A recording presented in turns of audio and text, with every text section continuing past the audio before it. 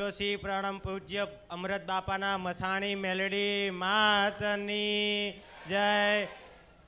મંગળવાર રાતે હું અને મારી પત્ની અમે બે જણા રિક્ષામાં જતા હતા.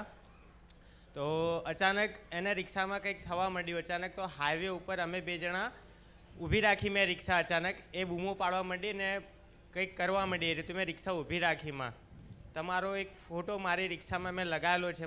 હું ત્યારે એકલો આમ મૂંઝાઈ ગયેલો કે શું કરું એમ. હવે ત્યારે મેં ફોટામાં ખાલી બે હાથ જોડીને એટલું જ કીધું કે માં શું કરું, આને કંઈક થઈ રહ્યું છે એમ. ત્યારે તમને યાદ કર્યા માં મેં. પછી અચાનક જ કોઈક આવ્યું અને એમ કીધું મારી પત્નીને કે બેન કંઈક મૂંઝવણ છે ખરી, કંઈક તકલીફમાં છો તમે. હાઈવે ઉપરમાં કોઈ ઊભું ના રહે એવી જગ્યાએ કોઈક આવ્યું મને કે આમ રસ્તામાં નહીં ઊભું રહેવું, તમે ઘરે જતા રહો એમ. મેં કીધું કોઈ વાંધો નહીં ભાઈ, મારી પત્ની છે એને પ્રોબ્લેમ થઈને એટલે મેં ઊભી રાખી. મને કે હું ભાઈ નથી, તું મને ઓળખતો નથી કે હું કોણ છું એમ. મને ઓળખાય.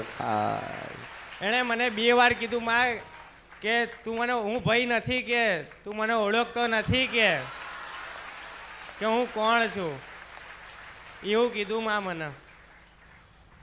તો મેં માં પ્રાર્થના મનોમન એવી કરી કે માં તમે જીવતી જાતી જોત બેઠા છો અને મેં ફોટા ઉપર માં વિશ્વાસ રાખેલો કે માને કંઈક અરજ કરીશ તો માં જરૂરથી આવશે.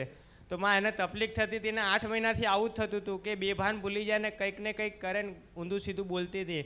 પણ એ દિવસે માં તમને પ્રાર્થના કરી માં, તો એણે બધું મને કીધું કે હું અહીંયાથી આવી તે આવેલી છું અને આટલા મહિના થઈ ગયા મને, અને કે હું આટલા વર્ષ પહેલાં એક મરેલી બઈ છું, મારું નામ આ છે, મારા ઘરની કંટાળીને હું આત્મહત્યા કરેલી છે મેં એમ. અને હું આ બઈ જ્યારે રડતી રડતી જતી હતી તો આ એવું બોલેલી કે મને લઈ જા, મને લઈ જા.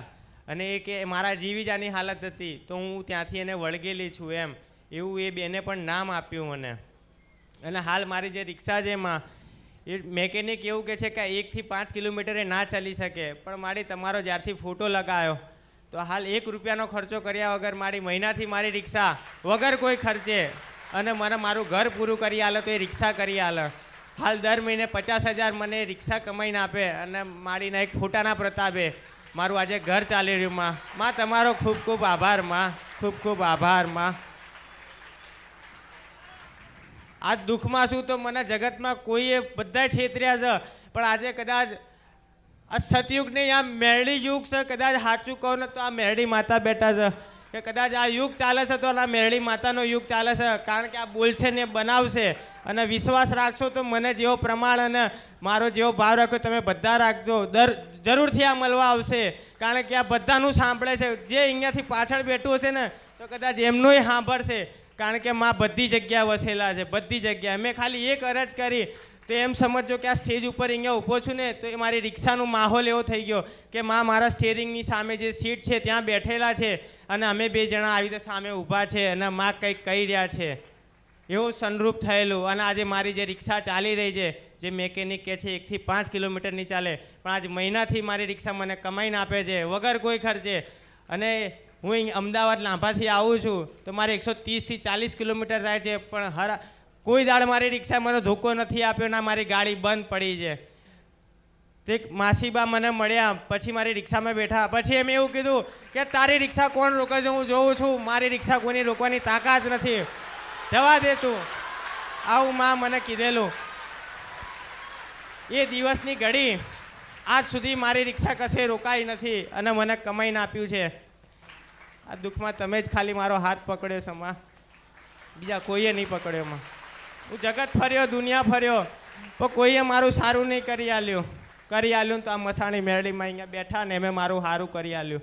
કારણ કે હું નાની નથી ને મોટી નથી, રૂંગે નથી, રૂપે નથી ને આકાર નથી ને વિકાર નથી, આગળ કઈ ને પાછળ કઈ નથી. મારા માટે દિવસ ને રાતે નથી. મને પકડો, કોણ પકડે? મેં કીધું ને કે દિવસ માં ને રાત્રે નથી, દિવસ ને રાતે નથી, ક્યાં પકડે છો? રૂપે ને રંગે નથી, ક્યાં પકડે છો? કશું જ નથી. એટલે કોઈ માણસ મને પકડીએ કે ના પકડીએ કે ના પકડીએ કે ના પકડીએ કે ના પકડીએ કે મને ના જ પકડીએ કે. પણ એમ કહું છું કે ઓળખો ને તો ઓળખા, એ જ કહેવાય ને. જીવતું વળગ્યું કે મરેલું વળગ્યું જે વળગ્યું હોય એ મન જોઈ જાય ને એટલે પરમાત્માને પામી જાય મેલડી. હા માં કીધેલું કે હું જિંદગીમાં બીજી વાર ક્યારેય નહીં આવે, મને બહુ પીડા થાય છે, મને જવા દે, હું ક્યારેય નહીં આવું. એ ફોટો જોયો મને કે આ તો માં છે કે હું જતી રહે, હું બીજી વાર ક્યારેય નહીં આવું, ક્યારેય નહીં આવું, ક્યારેય નહીં આવું એવું કીધેલું કે હું ક્યારે પાછી નહીં આવું, ક્યારે હેરાન નહીં કરું. પણ આ માં બેઠી છે ને એના હાથ જોડું પગે લાગુ, હું ક્યારે પાછી નહીં આવું. એને માના ખાલી ફોટા જોઈને એમ નામ કહી દીધેલું માં કે મારું નામ આ છે, હું આટલા વર્ષ પહેલા મળેલી. એટલે એક ફોટાના અંદર આટલી તાકાત છે. તો બધાને કહું છું કે હર રવિવારે એકવાર માને મળવા આવજો, કે જે ફોટામાંથી આટલું કામ કરે છે. કે તમે અહીંયા આવશો તો તમારા હજારો લાખો કરોડો કામ કરી આલ છે, તમારા બધાની ઈચ્છા પૂરી કરાલ છે. મારા એક ફોટાથી મને આટલું કરી આલ્યું છે. મારું ઘર હાજ સારું કરશે ને તો આ માં બેઠી છે ને કરી આલ. મને એક ફોટામાં એટલો વિશ્વાસ હતો. તો દરેકને કહું છું કે અહીંયા એકવાર વિશ્વાસ રાખજો, એક ફોટો રાખજો, તમારે દરેક કામ કરી આલશે. એવો વિશ્વાસ રાખજો, ખાલી એક ફોટામાં રાખજો. માં તમે મારા, હું તમારા. હા માં, માં.